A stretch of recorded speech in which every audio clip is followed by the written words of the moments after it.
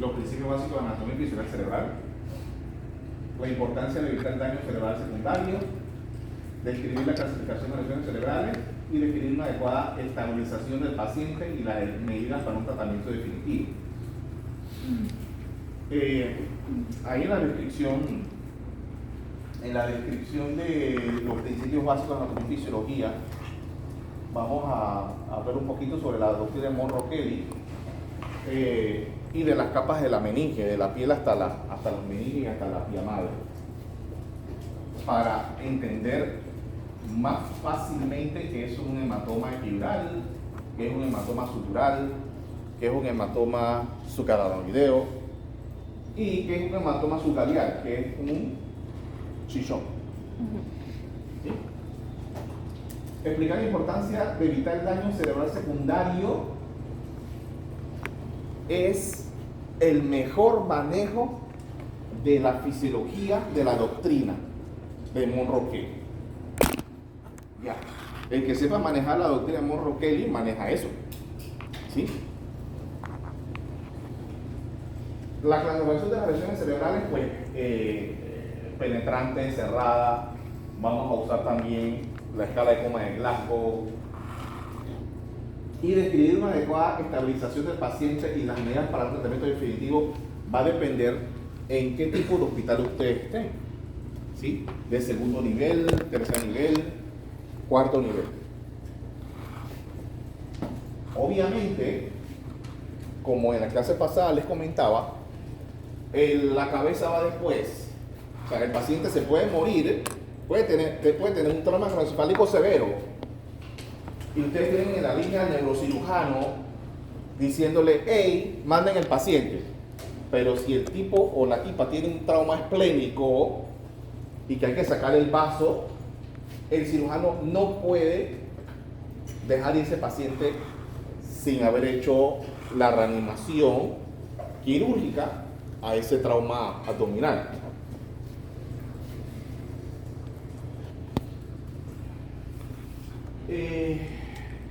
Vamos a ver la cabeza. Esta es la cabeza. Está rígido y tiene vasos sanguíneos, arterias, venas y tiene un conducto que pasa por la médula espinal, que es el líquido cefalorraquídeo. Esas son las salidas que tiene el cráneo. Más nada. Ahí entonces fue que hicieron la doctrina de Monro-Kelly, donde está el tejido cerebral que no pueden hacer nada con él. Ahí está para siempre. Pero hay una parte que tiene el líquido cefalorraquídeo, hay otra parte que tiene el sistema arterial y otra parte que tiene el sistema venoso. Así que hay que entonces negociar ese síndrome compartamental cuando ocurre. Hay una curva que se la mostraré, que es la curva de herniación del tejido cerebral, que va a explicar mucho mejor esta doctrina. Observen que cuando ocurre un efecto de masa, por así decirlo, no un trauma, un efecto de masa que puede tolerar el cerebro, va a ocurrir estrechez de este segmento y de este segmento. ¿Sí? O sea que, con respecto al líquido cefalorraquídeo, va a aumentar el drenaje del líquido cefalorraquídeo hacia la médula espinal para tratar de compensar esa masa. Y va a aumentar el drenaje del volumen venoso. ¿Ok? O sea que va a haber una vasoconstricción para que esto ocurra.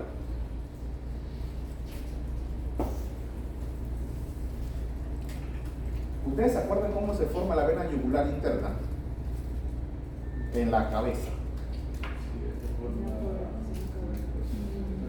Sí. Los senos venosos, el seno sigmoide y se forma en la vena yugular.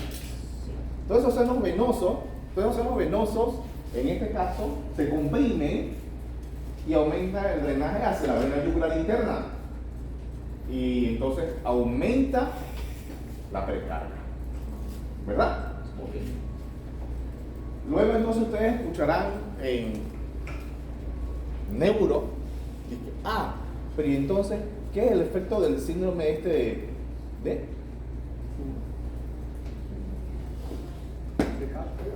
no, de hipertensión, bradicardia y de Cushing? Exacto. Que ocurre al inicio por esto, porque aumenta el drenaje de la vena yugular por la vasoconstricción de estos efectos. Ya cuando el efecto de masa aumenta, ya no se puede hacer nada al respecto y ocurre la presión, aumenta la presión intracraneal y ya hay lesión cerebral. Esta es la curva que quiero que vean, ¿no? Hay un sistema de regulación que tiene el cerebro hasta cierto límite, ¿sí? La presión intracraneal normal es hasta de 10 a 15, ya cuando empieza a 17, 20, ya no es normal, es patológica. Y arriba de 20 obviamente ya va leve, moderada, severa. Ahí está.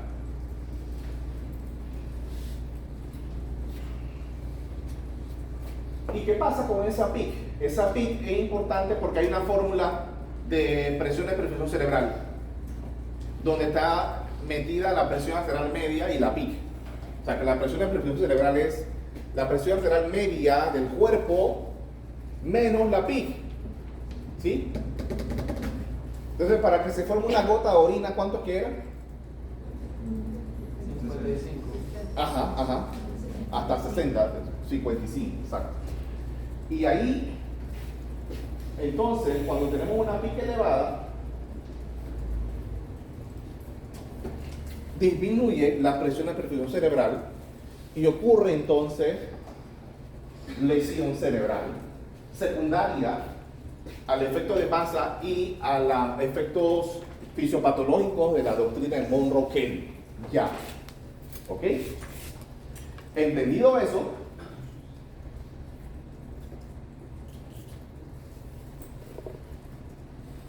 ¿cómo se clasifican las lesiones? Penetrante y cerrado. Cerrado a alta velocidad y baja velocidad, penetrante iría por arma de fuego y otro. Según la morfología, en la fractura del cráneo, si es la bóveda o la base. En la bóveda, deprimida, no deprimida, abierta, cerrada, y en la base, como sin salida de líquido subarachnoideo y como sin parálisis de nervios craneales. Ustedes ya deben de saber cómo se evalúa desde el 1 hasta el 12 nervio craneal. Si no, repásenlo, por favor.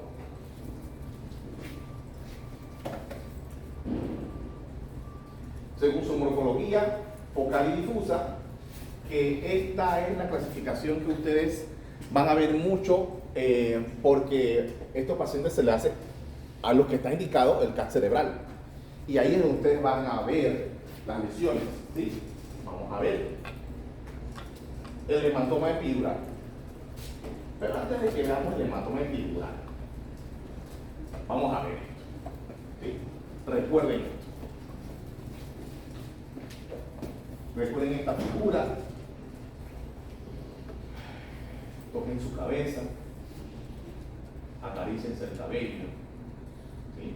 Enriquecen su piel, tejido subcutáneo, la aponeurosis, el periósteo, el hueso, vienen las meninges, la dura madre, la aracnoides, el espacio subaracnoideo y la vía madre.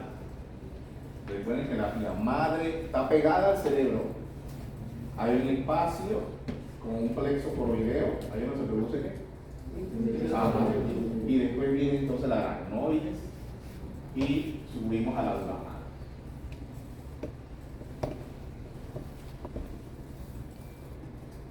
Aquí están los chichones, que depende de las capas del periósteo y la aponeurosis de la cabeza antes de llegar al cráneo, ¿sí? Y aquí la cosa. Esto que está aquí es la dura madre y esto que está aquí es la aracnoides. Entonces, epidural y subdural. Cuando ocurre un subaracnoideo es porque hay un trauma del mismo cerebro. Subaracnoideo, que lo van a ver mucho cuando se rompe un aneurisma intracerebral. ¿Sí? Que son ¿la clasificación de qué? La clasificación de qué? De hemorragia intracerebral. Está bien. No te la sé. Está bien. Entonces, el epidural.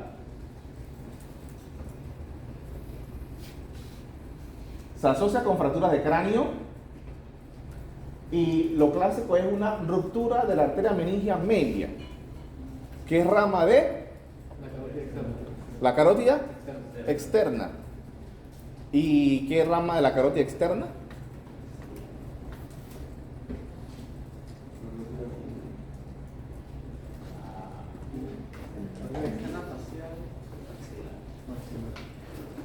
Sí, porque lo buscaron en la inteligencia tópica. Dale, pues entonces, ¿en qué segmento de la maxilar? Pues a ver si la inteligencia tópica sabe. Ese es uno. Nunca. ¿Cuántas ramas tiene la arteria maxilar? Yo creo que le preguntas la tópica. Ramas de la arteria, ¿cuántas ramas tiene la arteria maxilar y en cuántas partes se divide la arteria maxilar? Se divide en 4 partes. ¿En 4 partes? Yo digo que 3. Pero bueno, puede ser que me equivoque. Casi todas las arterias se dividen en 4. No, pero los segmentos, porque acuérdate que está dividida por el triboideo medial, triboideo lateral. 3 partes, Ah, viste, tienes razón. Ajá, cuéntame, habla tu compañero.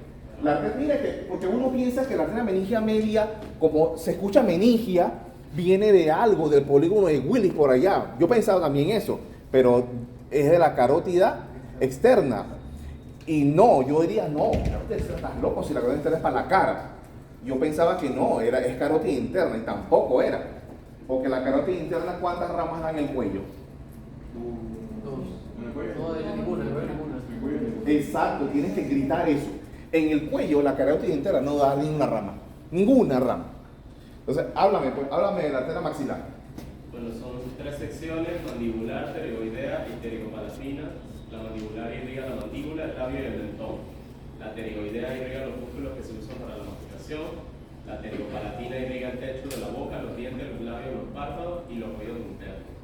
Y la maxilar es la rama terminal más grande de la arteria carótida externa, nace en la glándula parótida detrás del cuello de la mandíbula.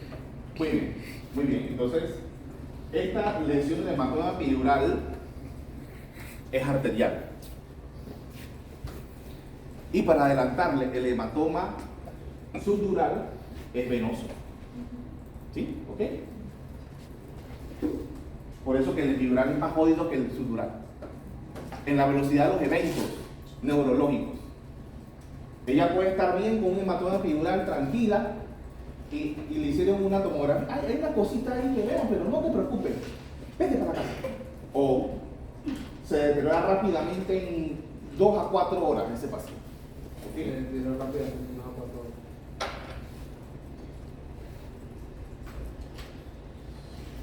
Entonces, como ves que es la característica del hematoma epidural, y lo viste acá, ¿sí? Ves que ahí está la dura madre abajo conteniéndolo. ¿Lo ves? La dura madre lo está conteniendo. Por eso que tiene una forma así como lenticular. ¿Ok? Y como es arterial, eso se va a expandir más rápidamente que un subdural que es venoso. Ya el venoso, se mira la característica del epidural y el subdural.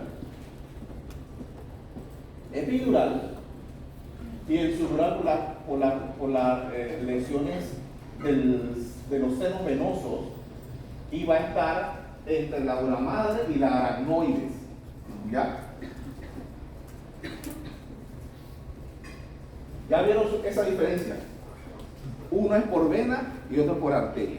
Y depende de en qué capa esté. La epidural arriba de la dura, subdural debajo de la dura madre.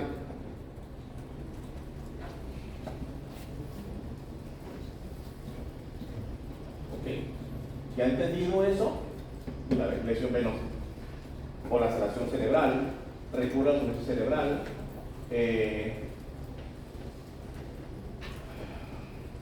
El hematoma, obviamente, el epidural es más mórbido que el subdural. ¿Sí? Aquí está el desgarro de las venas cerebrales del cerebro, que lo ocasiona en el sangrado, en esa parte del tejido entre la dura madre y la aracnoides. Aquí está el hematoma subdural, como se ve que no es contenido por lo duro de la, valga la redundancia, de la dura madre con el cráneo. ¿Sí? Y las lesiones intracerebrales o las contusiones, que son lesiones de contragolpe, ya están en la profundidad del tejido cerebral. Y la que no se ve nada, miren qué interesante, pero se ve mucho edema, son las más peligrosas porque allá hay una disautonomía en la axonal difusa. Aquí está lo de blanco, leve, moderada, severa. Lo mínimo es 3 y lo máximo es 15. 8 y menos de 8 tiene indicación para intubación. Pero aquel paciente que tenía 15, ¿cómo se llama? María tenía 15 y a las 2 horas tiene 13 y a las horas tiene 10, ya. Ella debe tener algo en su cerebro que le está comprimiendo. Y se intuba. Hay que estar en clasificación. Esto sí lo están grabando, ¿no? Sí. La lesión moderada, 9 a 12, y la severa, que es entre 8. ¿Sí? Aquí pues es lo que todo el mundo es fácil de saber. 3 a 8 ya intuba. Eso es lo más fácil. El paciente más fácil es el que tiene grado menos de 8, que ya saben que tienen que asegurar su vida ahí. Pero puede darle sorpresas inadvertidas. Porque listo, ese paciente está en menos de 8, pero se les puede morir, y no por la cabeza. Se les va a morir por la circulación. Por eso que tienen que estar reevaluando esos pacientes. No significa que ustedes van a dejar de ver la parte de déficit, porque ya fueron unos monstruos y dijeron que tiene Glasgow de 5 y lo voy a intubar y voy a llamar neuro. No, porque ese es parte de la A, fue parte de la A. ¿Sí? Ustedes van a su B, su C y su D. Bueno, su D háganlo entonces más explícito y con más calma. Pero no significa, ya yo no voy a ver. No, tienen que reevaluar la B. ¿Sí? ¿Okay? Porque la B no va a matar, te va a matar la A, la B y la C.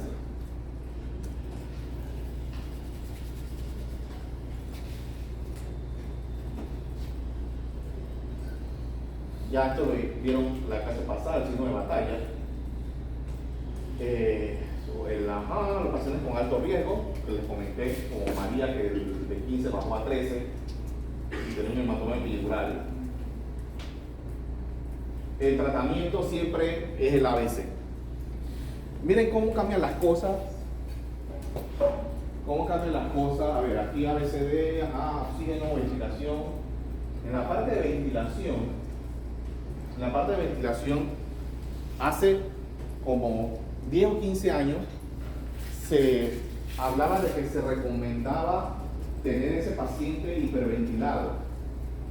O sea que en hipocapnia, una presión arterial de CO2 menos de 30, porque la hipocapnia iba a producir vasoconstricción, y esa vasoconstricción disminuía los espacios de la doctrina de Monroe-Kelly para tratar de compensar al paciente de una forma. Pero a la larga se observó con las recomendaciones que se hicieron que habían, con esas recomendaciones, habían más lesiones cerebrales, porque solamente se quedaban con eso en la mente los urgenciólogos o los que nos dedicamos al tratamiento inicial de los pacientes, y la doctrina de Monroe-Kelly se va a romper siempre si ustedes no determinan la causa y la tratan. Y entonces esos pacientes quedaban con vasoconstricción cerebral y tenían daño cerebral. Por lo que después de esos estudios, o sea, miren cómo es la medicina del trauma. Después de esos estudios se recomendó, ¿sabes qué? Solamente manténlo a 35 milímetros de mercurio el CO2. Y solamente se deja esa manipulación de la hiperventilación con la hipocapnia a los pacientes que están en el salón de operaciones con el anestesiólogo y que neurocirugía está operando para mejorarle la vasoconstricción a esos pacientes y disminuir el sangrado de ellos o tener otro efecto fisiológico. Lo importante es mantener la presión sistólica arriba de 90 y la media arriba de 60. El examen neurológico dirigido.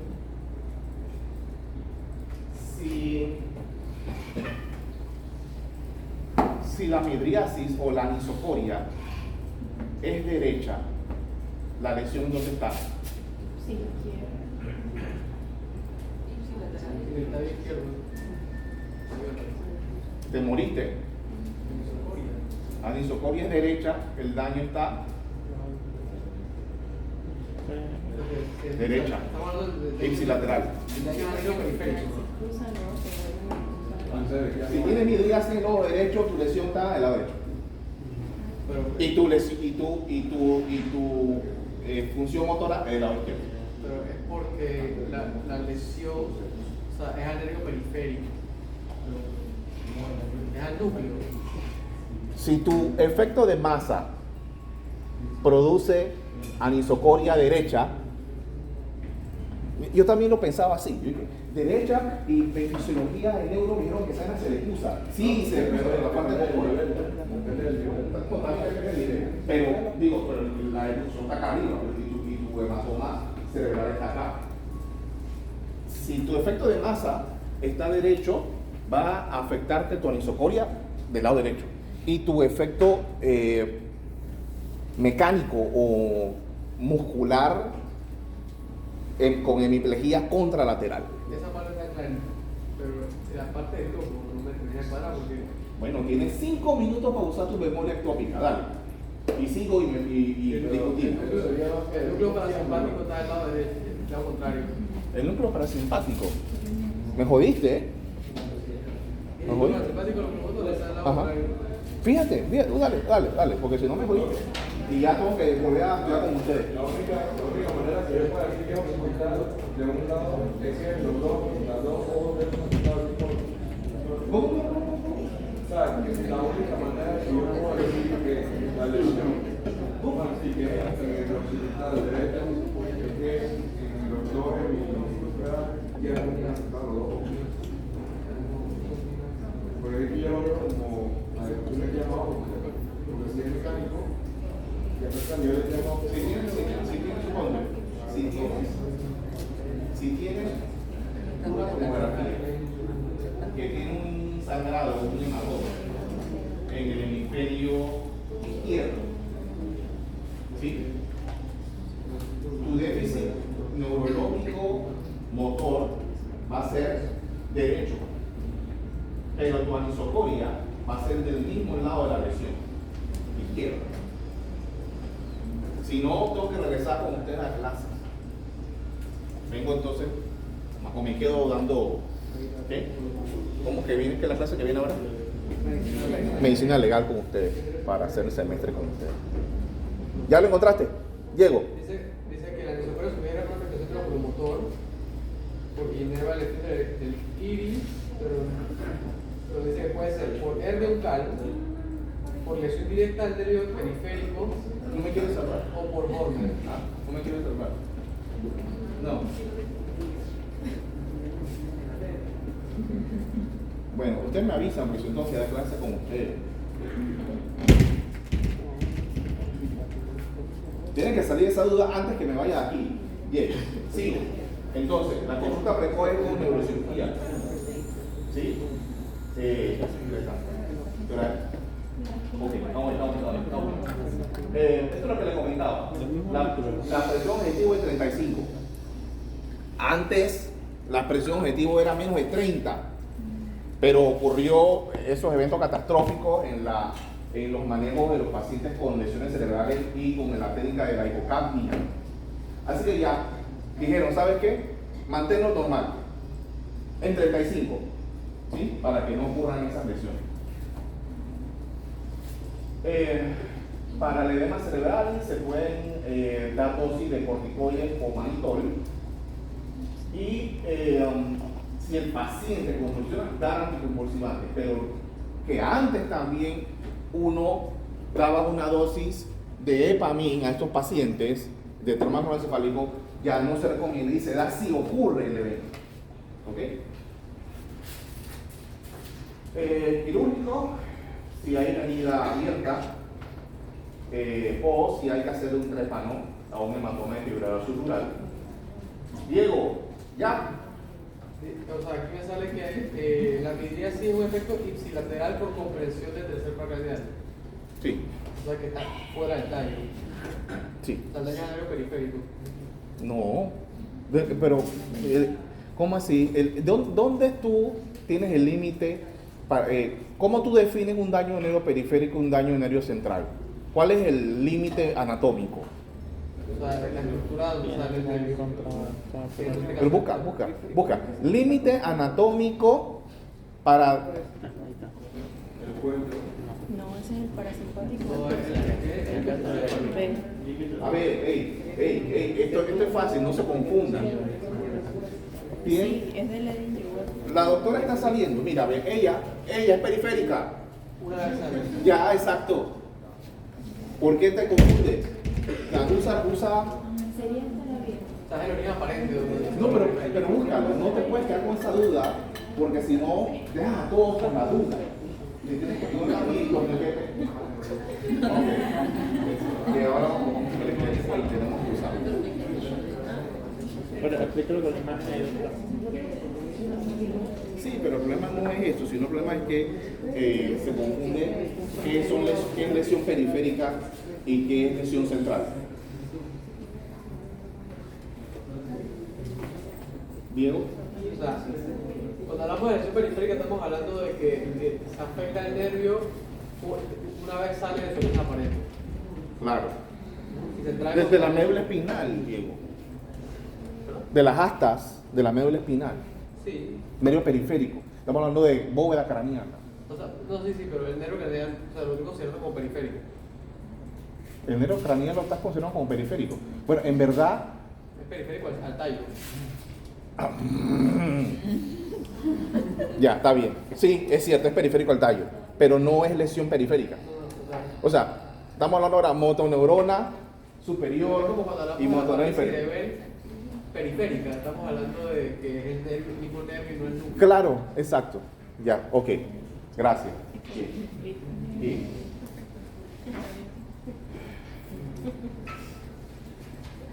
Esto de uso liberal de las tomografías no es tan así. De que todo el mundo va a empezar a mandar cartas porque el perrito se me metió y me cae. Eso va a depender. Si María se chocó con el perrito y cayó ahí mismo y que puede ser que se encontró con una piedra y se golpeó y una heridita, pero hizo un efecto de contragolpe y entonces ¿cómo se llama? Y Juan Pablo dice no, María es muy llorona, entonces no, mándala para la casa. Pero y María perdió la conciencia, pero como ella decía, no, me siento bien, no, yo me voy. Y Juan Pablo la tuvo que haber dejado ir para la casa, pero con recomendaciones. Señorita María, si usted tiene náusea o vómito o tiene visión borrosa o siente somnolencia, por favor venga. Y no puede estar sola en casa, debe estar acompañada. Perfecto. Llegó María, el acompañante de María. Oye, mira que María, epidural. O si María en el cuarto de urgencia cambia de 15 a 13, CAP cerebral. ¿Sí? ¿Okay? Eso es muy importante. ¿Me escuchaste la aplicación? ¿Ah? El nervio periférico y nervio central. No, ahí Diego tiene la respuesta. Diego tiene la respuesta. La respuesta que... Lo del nervio periférico y nervio central. No, pero eso no creo que... Creo que lo que pasa es un problema de comunicación.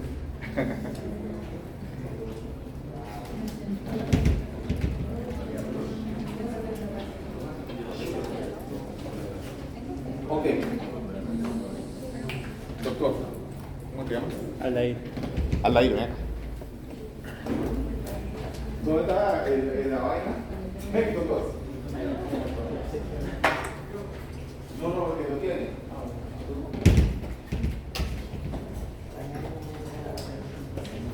¿Cómo te llamas?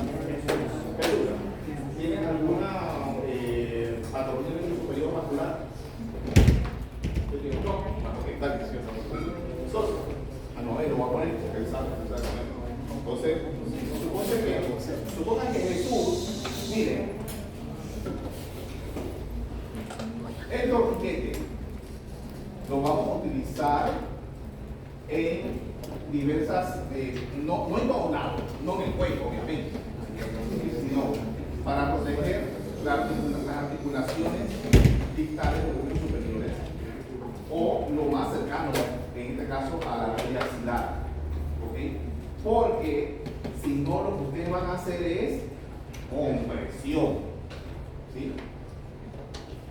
Igual en lesiones debajo de la rodilla o en los muslos, donde pueden comprimir la arteria femoral superficial, porque la común no la pueden comprimir. En esos casos, ustedes van a agarrar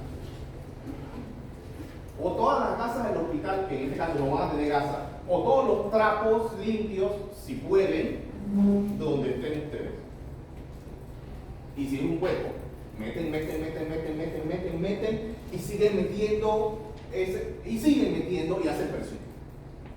Si es lugares centrales, axila, o tórax, o abdomen, o región pélvica o femoral. De no ser así, dale, vamos a subir. La lesión está...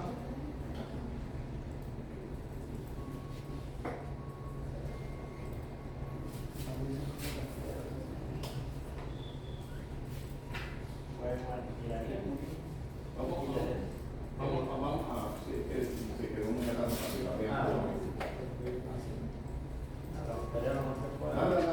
Ponte acá en ese grupo, para que tengan mejor capacidad de...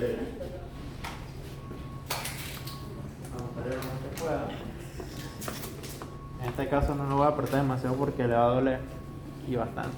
No, Sería así. dale, él te va a decir, tú le dices Jesús, Dale. tú le dices. Obviamente ustedes van a apretar hasta cuando deje de sangrar. ¿Sí? ¿Sí? Entonces suponte ya para el sangrado, ahí, lo dejas. Ajá. Lo pongo aquí. Ajá. Cierro. Y apuntan el tiempo. ¿Qué hora es? Son las 1:45. Entonces, se supone, o sea, ustedes van a parar el sangrado arterial, pero el venoso de arriba no. Así que ustedes pueden poner otro torniquete acá. Pero este es el más importante para salvar la vida, el arterial.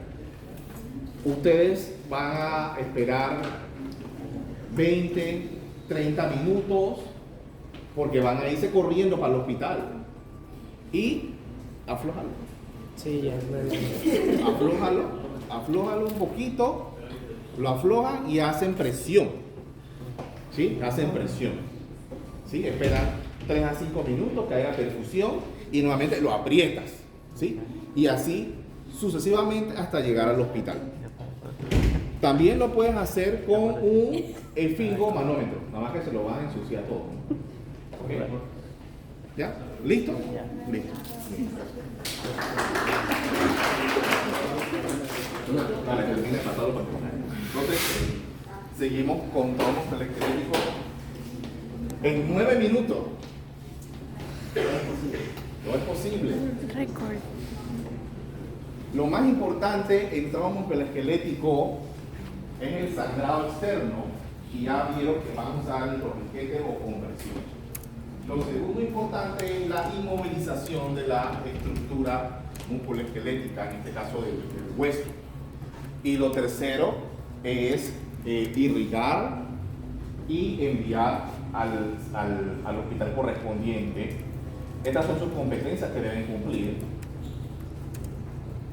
Establecer los principios de evaluación de estos pacientes con lesiones musculoesqueléticas. Las prioridades en este caso musculoesquelético es circulación, es sangrado externo, ¿ok? Y explicar la importancia de las lesiones musculoesqueléticas en el paciente con múltiples lesiones. Va a tomar importancia las lesiones musculoesqueléticas cuando el sangrado es externo. Si no, la pata puede estar pata para arriba, por allá, pero si no tiene sangrado externo, no es prioridad. Prioridad es descomprimir neumotórax. ¿Ok? ¿Qué se deben preguntar? ¿Cuáles son los principios de manejo, tus prioridades, qué impacto hay en la revisión primaria? Circulación, como les comenté. Pero, señor, doctor, perdón. Pero, ok. No es interno.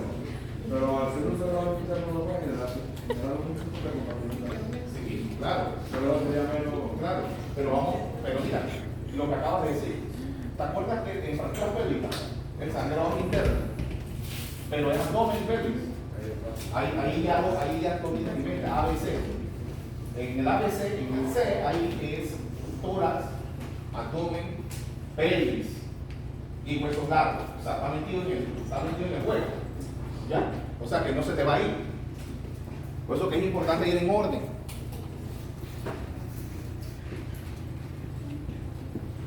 Hay que detener el sangrado, inmovilizar la extremidad, estabilizar la pelvis. Recuerden, sí, dicen que si no hay plata, pues hacerlo con la sábana, pero no, pues no puede ser. Debe haber una férula pélvica que todos debemos tener. ¿Por qué la inmovilización?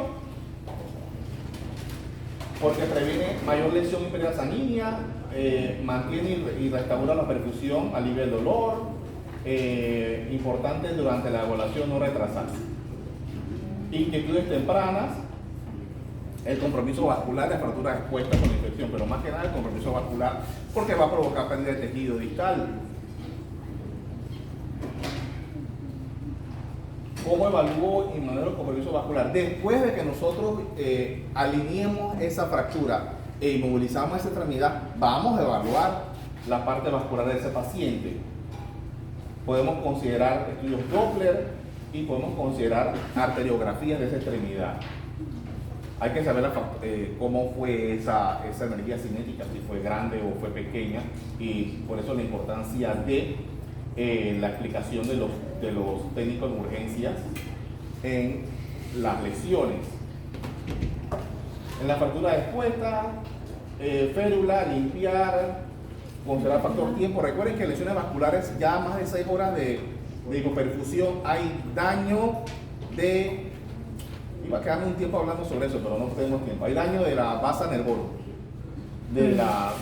Vasa vasorum, vasa... Ajá, hay vasa vasorum, vasa nervorum y vasa arterial. De la misma arteria. Después de 6 horas, esa vasa nervorum se afecta y hay lesión neurológica. Y vamos a tener un pie caído o una mano caída, dependiendo de qué nervio fue afectado.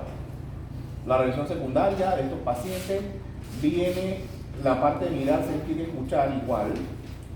Y algo importante, hay que tomar radiografías, perfecto, es el síndrome compartamental. El síndrome compartamental, simplemente, este es el muslo de ustedes. aquí está la rodilla, aquí está el fémur, aquí está la tibia peroné. Hubo una lesión debajo de la rodilla, se fracturó la tibia, el peroné, empezó a sangrar y como hay fascias, esas fascias no van a dejar salir esa sangre y debajo de esas fascias hay arterias y nervios. Y eso la aprietan y Síndrome compartimento. puede haber déficit neurológico debido a la lesión de la vasa nervorum, ¿sí? Y lo que hay que hacer es una fasciotomía, abrir la fascia, que es lo más fácil del mundo. Dije, hey, vamos a hacer una fasciotomía, o sea, qué rareza, no. Cuando ustedes la vean, ay, qué pereza, pero salva extremidades. Lo importante es no esperar a que eso te ocurra. Aquí la técnica no es hacer una fasciotomía por síndrome comportamental. Aquí la técnica es hacer la fasciotomía antes que te ocurra. O sea, tener una alta sospecha de que esa lesión te va a hacer un síndrome comportamental. Bueno, ya si te llegó con síndrome comportamental, listo, perfecto, tú no ibas a saber. Pero si tú tienes el paciente antes de sospechar que ese paciente te puede hacer síndrome comportamental. ¿Cómo lo sospechas? Dolor, parestesia, palidez, parálisis, pulso periférico ausente. Ya cuando no tienes pulso, ya valimos, ¿no? Ya valimos, porque si ya no tienes pulso, ya la vasa nervorum probablemente la mataste. Y ya para qué hacer fasciotomía. O sea, digo, vas a tener la mano bien, pero caída. Hay otros peligros latentes y ojo con los pacientes que toman aspirina, clopidogrel o rivaroxaban o anticoagulante y 1,57. Tenemos hasta para preguntar. Listo. Preguntas. Ya. Hace pregunta, agradecerle su paciencia. No, está bien, está bien.